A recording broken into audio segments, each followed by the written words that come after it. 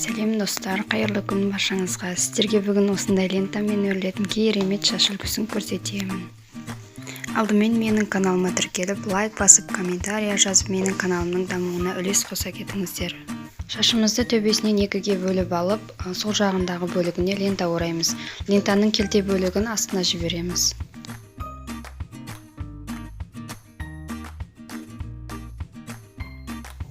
Сол жақтағы шашымызды оң жақтағы шаштың үстіне жіберіп, астынан шашымызды алып, лентаны сыртынан ішіне қарай ораймыз.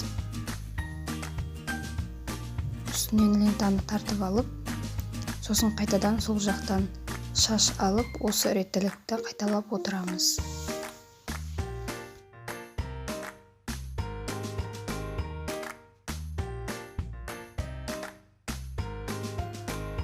Әр өрілген шашымызды қысып мықтырақ қылып өреміз.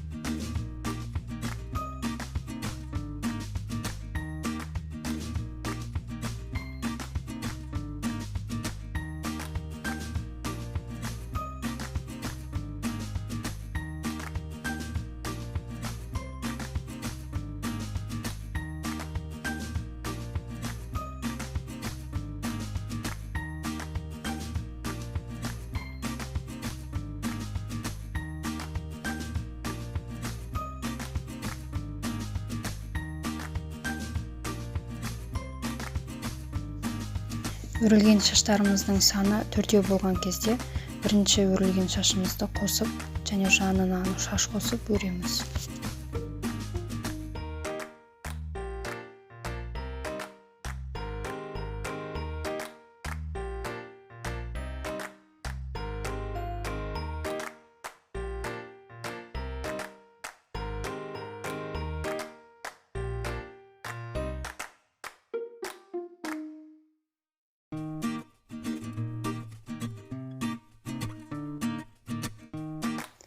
Бұл шаш үлгісін қыз ұзатуға, сырға салуға және мектепке өріп баруға болады.